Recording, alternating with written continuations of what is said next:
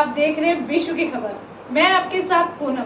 आइए शुरुआत करते हैं एक बड़ी और नई खबर के साथ। गुरुग्राम में रेड क्रॉस लगातार जनता की सेवा में लगा हुआ है। चाहे किसी भी प्रकार की सेवा हो, गुरुग्राम रेड क्रॉस हमेशा तैयार रहता है। चाहे ब्लड डोनेशन कैंप लगाना हो या विकास भारत यात्रा हो, चाहे किसी की राशन से मदद करनी हो, हमेशा तैयार रहता है। किसी भी डिपार्टमेंट में फर्स्ट एड की ट्रेनिंग देनी हो, ट्रेनिंग का पूरा काम ऑनलाइन हो जाता है।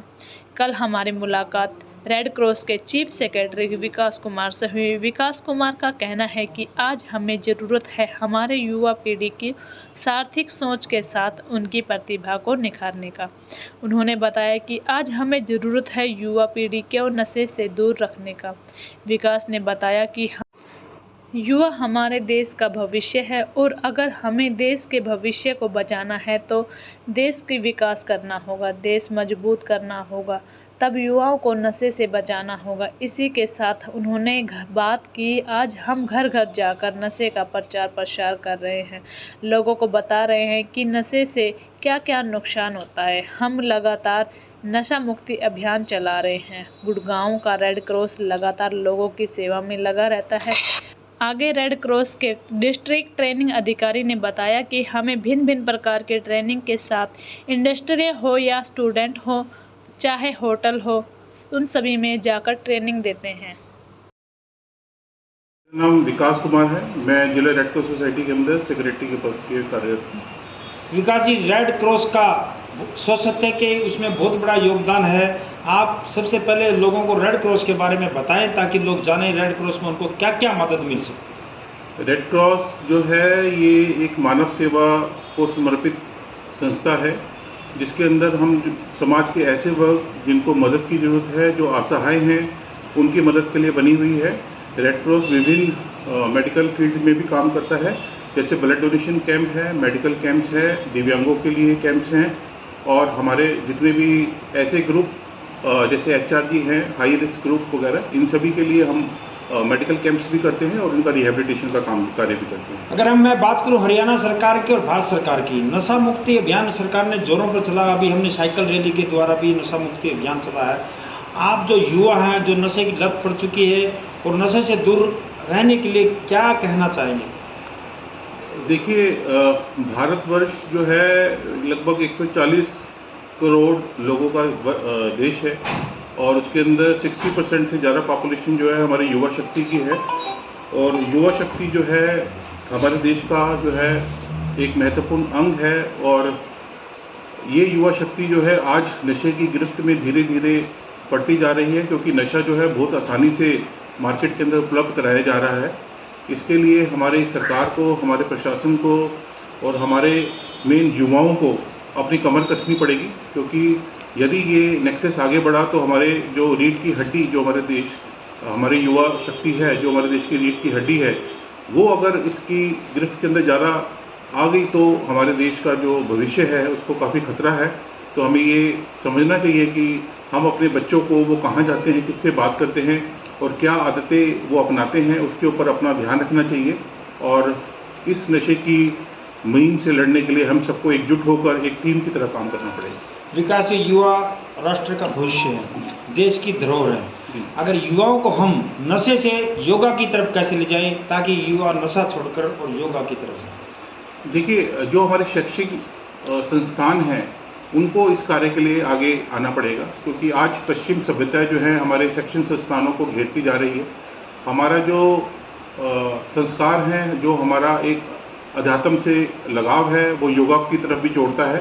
और यदि हम अपने बच्चों को ऐसे स्कूलों में पढ़ाएंगे और ऐसे संस्थानों में पढ़ाएंगे जहाँ पे योगा, मेडिटेशन को बढ़ावा दिया जाता है और उनकी शिक्षा का एक पार्ट बनाया जाता है, तो मैं ये समझता हूँ कि ये देश आगे चल के एक अच्छा और संस्कारी बच्चों वाला देश जो है जल्दी ही बन जाएगा। विकास जी, मैं कहना चाहूँगा, अगर हम प्रार्थना करते हैं, सभी स्कूलों में एक प्रार्थना होती है, प्रेयर जिसको हम बोलते हैं, प्रेयर के साथ अगर 15-20 मिनट का योगा करा दें तो क्या ये लाभकारी होगा? बिल्कुल लाभकारी होगा जी। आजकल का तो मेरे को पता नहीं है, लेकिन जब हम छोटे थे तो जब हम स्कूलों में पढ़ते थे तो जब हमारी प्रेयर होती थी उससे पहले 20 मिनट का एक पीटी का प्रोग्राम होता था।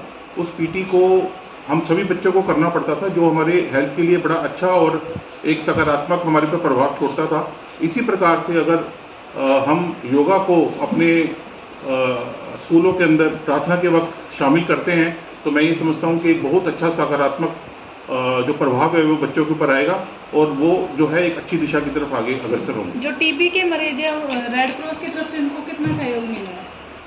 टीबी का प्रोजेक्ट जो है माननीय प्रधानमंत्री जी ने जैसा कि घोषणा की थी कि 2025 तक हम भारतवर्ष को टीबी से मुक्त जो है वो देश को करना जो है कोशिश करेंगे, तो उसी को पहल को मद्देनजर रखते हुए रेड क्रॉस सोसाइटी भी जो है टीबी के ऐसे मरीज जो एक प्रोटीन डाइट के अभाव के अंदर अपना इलाज छोड़ देते हैं, क्योंकि जो टीबी की दवाई होती है काफ़ी हार्ड होती है और उसको खाने के लिए उनको एक अच्छे प्रोटीन डाइट की ज़रूरत होती है, और जो हमारा स्लम वर्ग का व्यक्ति है वो प्रोटीन डाइट जो है अफोर्ड नहीं कर पाता, उसकी वजह से वो जब दवाई खाता है तो उसको रिएक्शन होता है। तो ऐसे मरीज जो प्रोटीन डाइट के अभाव की वजह से अपना इलाज छोड़ देते हैं, उन लोगों को हम चिन्हित करते हैं और अपने साथ जोड़ते हैं, रजिस्टर्ड करते हैं, और फिर उन लोगों को हम जो है अपने साथ जोड़ के प्रोटीन डाइट उनको उपलब्ध कराते हैं ताकि वो अपनी 6 महीने का या साल का कोर्स अपने पूरा करके इस टीबी की बीमारी से निजात पा सकें। सर लास्ट क्वेश्चन सर, नशे से क्या क्या बीमारियां होती हैं और कैसे बच्चे ग्रस्त होते हैं और उनको क्या करना चाहिए और क्या नहीं करना चाहिए, ये थोड़ा बता दीजिए। एक बार दोबारा सवाल। सर नशा छोड़ने नशे से युवा ग्रस्त होते जा रहे हैं, उससे क्या क्या इफेक्ट सेहत के ऊपर पड़ते हैं, दूसरा उनको क्या करना चाहिए युवा पीढ़ी को और क्या नहीं करना चाहिए जिससे राष्ट्र और समाज का विकास हो सके। देखिए नशा जो है वो तो एक हमारे समाज के लिए एक अभिशाप है। इससे ना केवल हमारे शारीरिक मानसिकता के ऊपर प्रभाव पड़ता है, बल्कि जो हमारा डेली का रूटीन का आवरण है उसके ऊपर भी बहुत प्रभाव पड़ता है। जो अगर हम शारीरिक तौर के ऊपर देखें तो उससे हमारे शरीर की जो हमारा नर्वस सिस्टम है वो बहुत कमज़ोर हो जाता है, हमारे सोचने समझने की शक्ति जो है वो बहुत प्रभावित होती है, हम मेंटली डिप्रेशन के अंदर जल्दी जाना शुरू हो जाते हैं, और नशे को पूर्ण करने के लिए हम बहुत गलत हरकतों का, चोरी चकारी और ये आगे चल के लूटपाट और मर्डर तक जो है ऐसे जो नशे के बिना नहीं रह सकते ऐसे रोगी जो है वो करते हैं। तो नशा जो है वो ख़त्म करना बहुत ज़रूरी है ताकि हम अपने राष्ट्र को बचा सकें। सर गुड़गांव रेड क्रॉस की तरफ से पूरे युवाओं को आप 2 लाइन का मैसेज छोड़ दें ताकि हम दिखा सकें कि ये विकास कुमार जी जो district red cross society Gurugram से उनकी तरफ से एक संदेश है सर। देखिए रेड क्रॉस की तरफ से जैसे हमारे माननीय उपायुक्त महोदय इसको लेके बड़े सजग हैं, हमारे एडिशनल डिप्टी कमिश्नर महोदय भी इसको लेके बहुत सजग हैं। उनके द्वारा हमेशा से ये प्रयत्न किया जाता है कि हम अपने कॉलेज और स्कूलों के माध्यम से युवाओं को जो है वो प्रेरित करें कि जो नशा है उसको किस प्रकार से हम ख़त्म कर सकते हैं। इसमें सबसे बड़ी बात ये है कि एक तो वो रोगी होते हैं जो नशे में गिरफ्त हो चुके हैं और एक वो होते हैं जो नशे की गिरफ्त में अभी पड़ने जा रहे हैं। तो सबसे पहले तो हमें उन लोगों के ऊपर काम करना पड़ेगा जो नशे की गिरफ्त में अभी पड़ने जा रहे हैं। तो उन लोगों को जैसे कहते हैं prevention is better than cure, तो प्रिवेंशन मेजरमेंट लेते हुए हम उन लोगों को उनको मोटिवेट करके उसको उस गरज में पड़ने से पहले ही उनको रोक सकें, और जो है उनके थ्रू जो है जो इस नेक्सस में घुस चुके हैं लोग उन तक पहुंचे और उन लोगों को भी इस नेक्सस से बाहर निकालें। मैं समझता हूं कि जो विकसित भारत का कार्यक्रम होने चला था डिस्ट्रिक्ट के अंदर मैक्सिमम आदमियों तक आपका संदेश पहुंच चुका होगा और मैक्सिमम तो आपने दिया। कितने लगभग आपने सभी जितना विकसित भारत के कार्यक्रम चले सभी रेड क्रॉस की टीम सभी जगह जाती रही सर? बिल्कुल जी, प्रशासन के द्वारा डेली जो है 3 जगह कैंप्स करे जा रहे थे और 3 जगह कैंप्स सुबह और शाम दोनों समय के थे। हमारी टीम तीनों के तीनों कैंपों के अंदर सुबह और शाम मौजूद रही और उसमें नशे के दुष्प्रभाव के प्रति भी लोगों को जागरूक किया गया, CPR ट्रेनिंग के प्रति भी जागरूक किया गया और हमारे दिव्यांग भाई बहनों का भी रजिस्ट्रेशन किया गया जिनको भी किसी भी प्रकार के सामान की। जतिन कौशिक है, मैं as a district training officer यहाँ पर नियुक्त हूँ, कार्य कर रहा हूँ। सर आप किस प्रकार की ट्रेनिंग प्रोवाइड करते हो, उसके क्या क्या फायदे हैं और कहाँ पर आप ट्रेनिंग प्रोवाइड करते हो? देखिए हम प्राथमिक चिकित्सा फर्स्ट एड जिसको बोलते हैं हम उसकी ट्रेनिंग देते हैं। और आपने पूछा कहाँ, मैं आपको बता दूं कि हमारे अंडर इंडस्ट्रीज़ जितनी भी गुड़गांव की इंडस्ट्रीज़ हैं, 5 स्टार होटल्स हैं, बार हैं और जो बच्चे कंडक्टर लाइसेंस के लिए आवेदन करते हैं उनके लिए हमने फर्स्ट एड की ट्रेनिंग दी जाती है, जहाँ पर कंपनियों का सवाल है, कंपनियों को 30% एम्प्लॉइयों को, जो मान लो कंपनी में 100 एम्प्लॉई हैं तो उनके 30% एम्प्लॉइयों को फर्स्ट एड की ट्रेनिंग आवश्यक है, और इसी तरह होटल्स और बार में भी, और इसी तरह कंडक्टर के लिए भी। स्वच्छता सेवा में इसको आम जनता को क्या लाभ है? देखिए, आम जनता के लिए ये लाभ है, आप कहीं भी जा रहे हैं, आप कंपनी में काम करते हैं, आप सड़क पर चल रहे हैं, आप अपने घर पे हैं, मान लो किसी को हार्ट अटैक आ जाता है या कोई एक्सीडेंट हो जाता है, तो हार्ट अटैक पेशेंट अगर कोई बेहोश हो गया, सांस चली गई, तो आप सीपीआर के माध्यम से, डॉक्टर के आने से पहले, एम्बुलेंस के आने से पहले आप सीपीआर के माध्यम से उसको बचा सकते हो।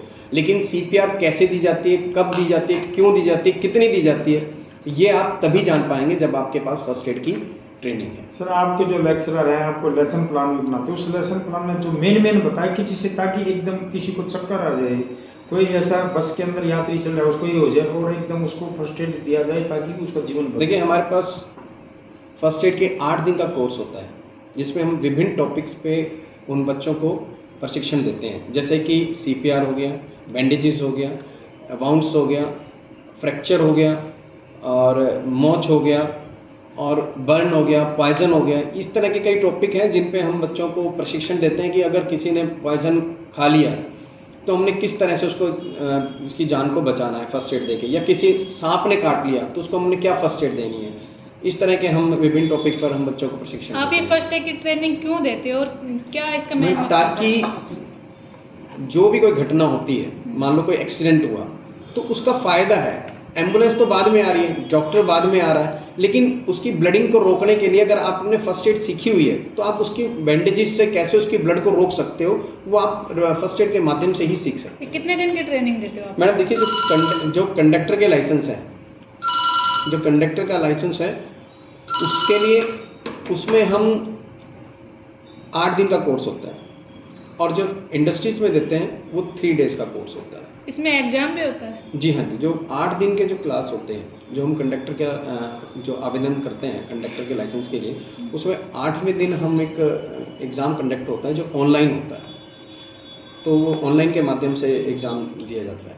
सर, हमारे राष्ट्रीय चैनल के माध्यम आप आम जनता को क्या मैसेज देना चाहते हो कि जो बस में हैं, जो इंडस्ट्रियल है, जिनको आप ट्रेनिंग देते हो, उनको क्या मैसेज देना चाहते हो ताकि वो फर्स्ट एड बॉक्स को हमेशा अपने साथ रखें? देखिए, मैं आपके चैनल के माध्यम से सभी इंडस्ट्रीज़ और सभी होटल्स और सभी आम जनता को भी यही अपील करना चाहूँगा कि आप सभी रेड क्रॉस में आकर फर्स्ट एड की ट्रेनिंग लें ताकि आप किसी की जान को बचा सकें।